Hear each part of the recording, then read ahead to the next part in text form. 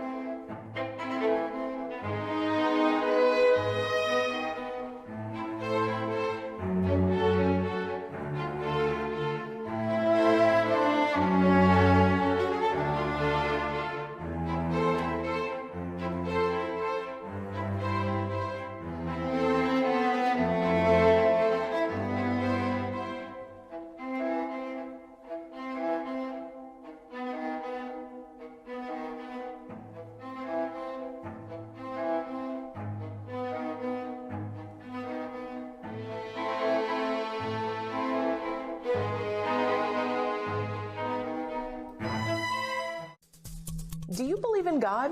Almost 90% of Americans say yes. But when you ask people if they attend a church, synagogue, or mosque, the numbers tell a very different story. In fact, a new Gallup poll shows only 47% of U.S. adults say they belong to a house of worship. It's the first time religious membership has dropped below 50% since Gallup started tracking this metric more than 80 years ago.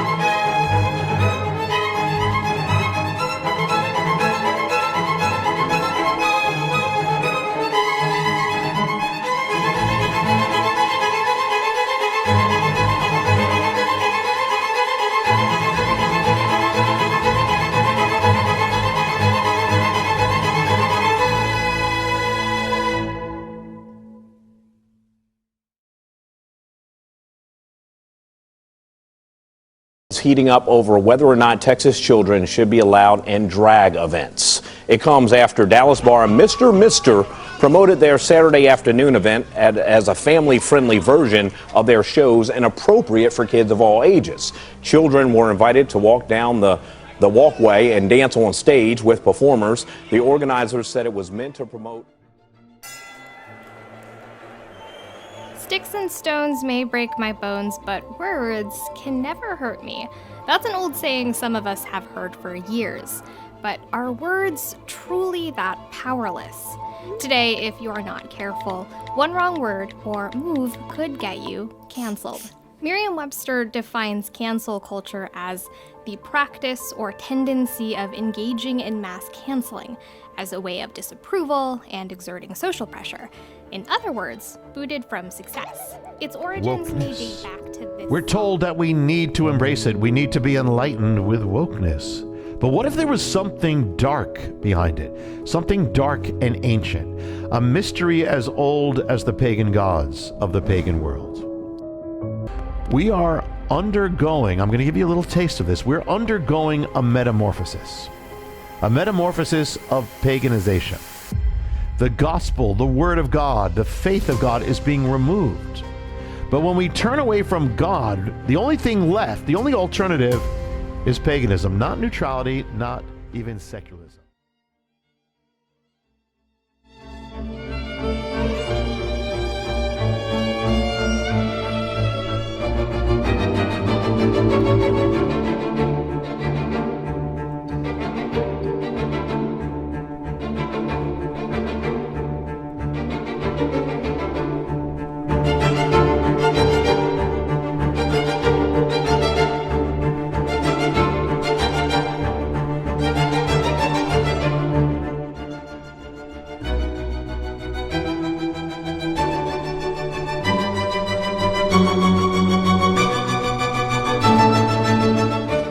With the advent of the internet, pornography became affordable, anonymous, and accessible.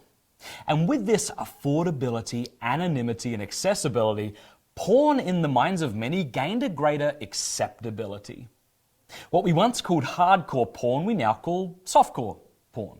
What we once considered softcore, we just now call Game of Thrones. Today, one can easily say that porn has become the norm, and that is even among churchgoers. A recent survey discovered that 64% of Christian men admit that they view pornography at least monthly.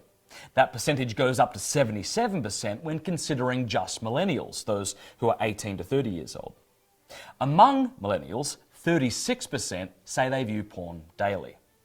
The same survey looked at women, and 13% of Christian women said they had never looked at porn. 33% said that they view porn at least a few times a year, and 15% said they view it at least once a month.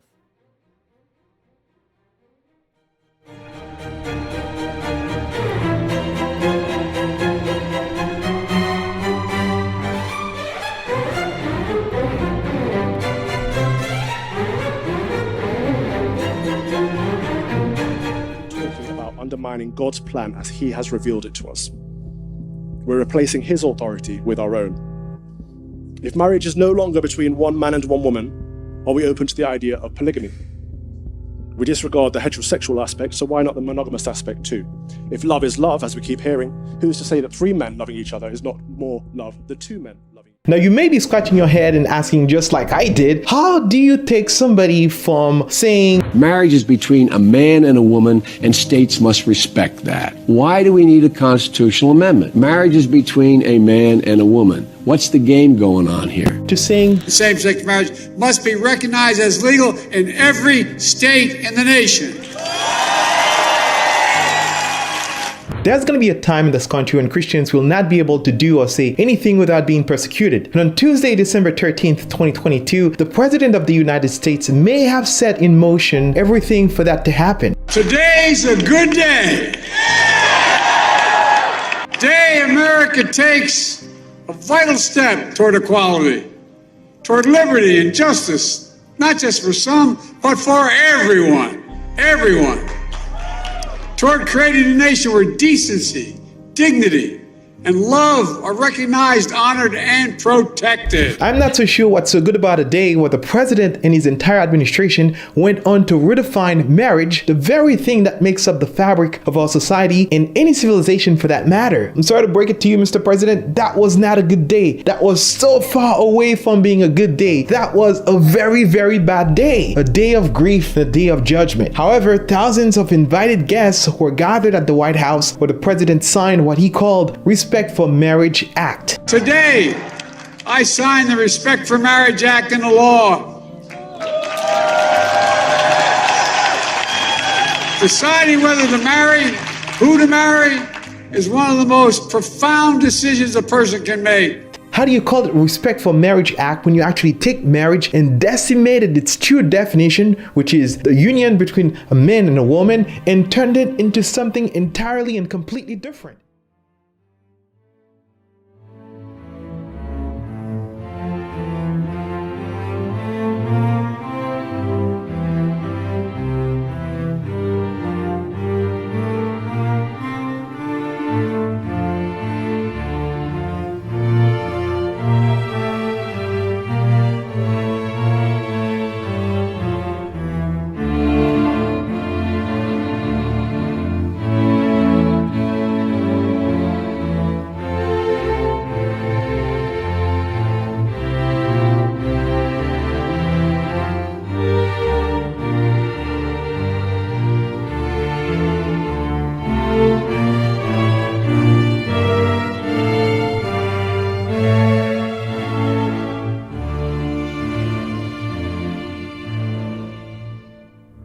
That was 1620.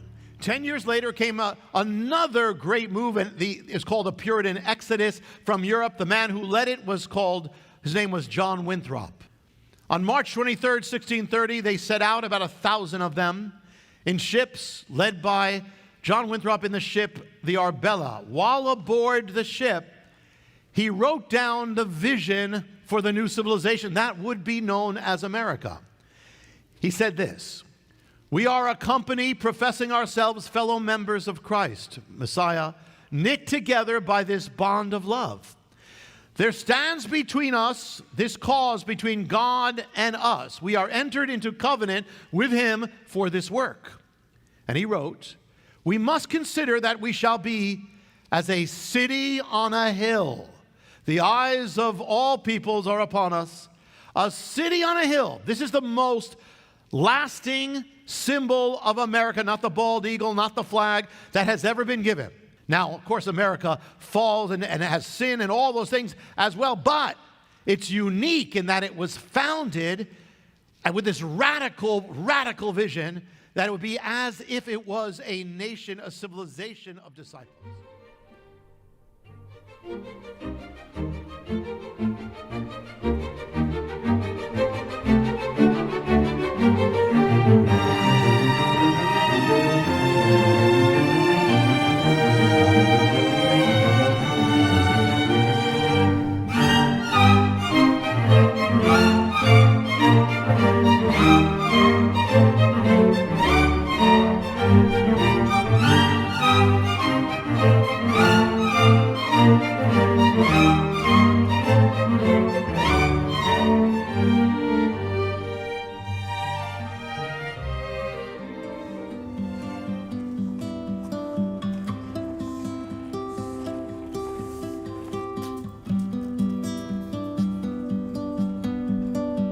What do you think you want to be when you get older?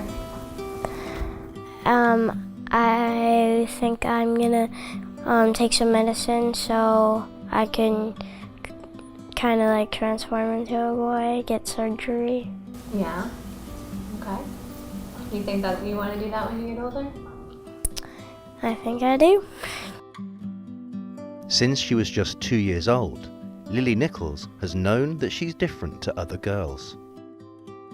It was Easter when she was 2, and she could speak pretty well, and I put a green and white dress on her and a pink bow in her hair, and she immediately ripped the bow out and she kept saying, "Take off." At the time I thought it was pretty normal. Some girls just don't feel comfortable in dresses, but It was around that same time that I also noticed that when we would go to any of the stores, she would gravitate right to the boys section, the cars, the trucks, things like that, no baby dolls, no pink.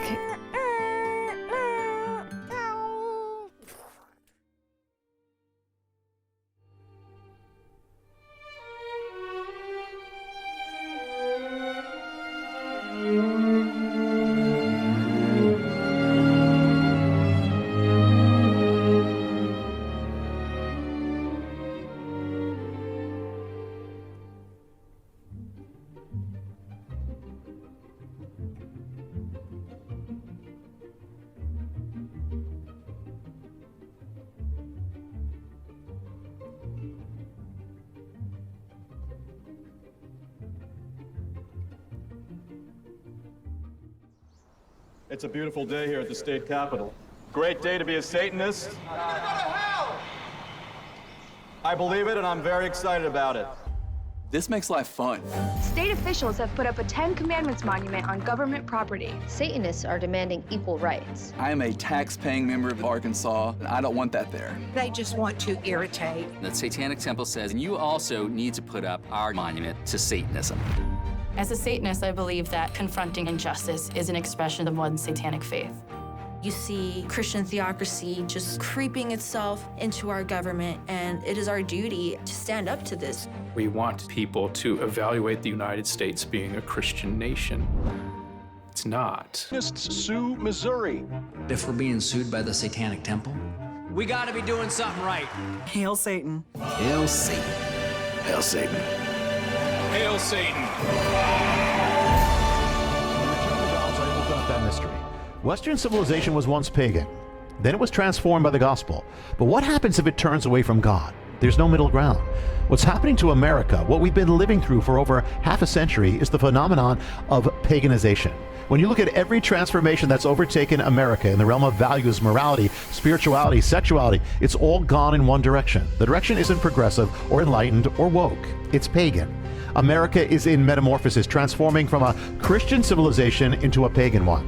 When America began removing God from its schools and culture and public square, it had no idea what it was doing. It was removing the one hedge and protection against the darkness of paganism. And now everything we're seeing, from the sexual revolution to the overturning of God's ways to what's happening to our children, is the result. Without God,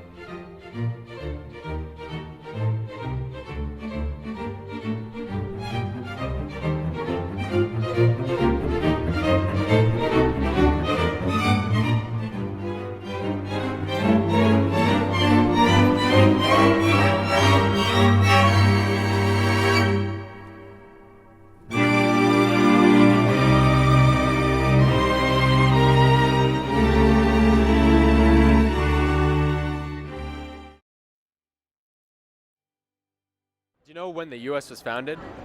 No. Take a guess, around when? Probably like, I don't know, like 1901? Yes, very good. It is? It was close around there, but I'll give it to you. Who fought in the Civil War? I don't know. Do you know how many continents there are? No. How many states make up the United States? How many states make? Dude, I know this. You know this. I do. That's crazy. I don't want to do this shit. Say a number. Say a number. I don't know. No, you do know this. You do know wrong this. time. Do you know who the president is right now? Joe Biden. Do you know who the vice president is right now? The black lady. What was the question? How many states in the United States? Yeah. It's 29, I guess. 29? I guess. I'm not sure. Oh, yeah, you got it. You know how many states make up the United States? 50 You know what the capital is? of United States? Harrisburg. Oh, is there a capital in the U.S.? Who fought in the Civil War? The Civil War? Wasn't it? What's his name? Kennedy? Kennedy's. Yeah, Kennedy against who? I don't. Do you know what the capital of the United States is? No. You know what 3 times 3 times 3 is? No. Yes, you do, man. Take a guess. Can I think about it? Yeah, go ahead. How many make up 1 dozen? How many make up 1 dozen? How many what? Like how many eggs are in 1 dozen? 10. How long is 1 decade? 1 decade. No idea. Do you know who the president was before Trump?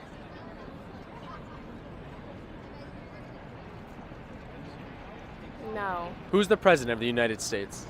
Biden. Who's the vice president? I do not know. I do not. The current vice president. I know who it is, but I can't get his name.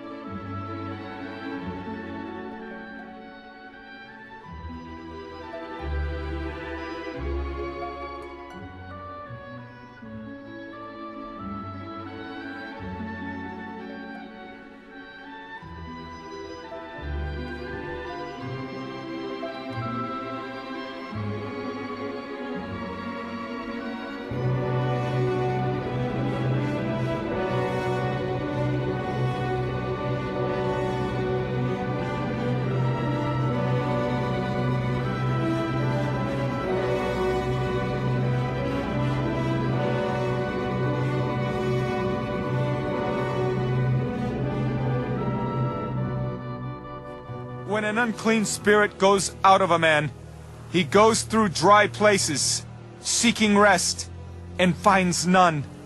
Then he says, I will return to my house from which I came. And when he comes, he finds it empty, swept, and put in order. Then he goes and takes with him 7 other spirits, more wicked than himself, and they enter and dwell there. And the last state of that man is worse than the first.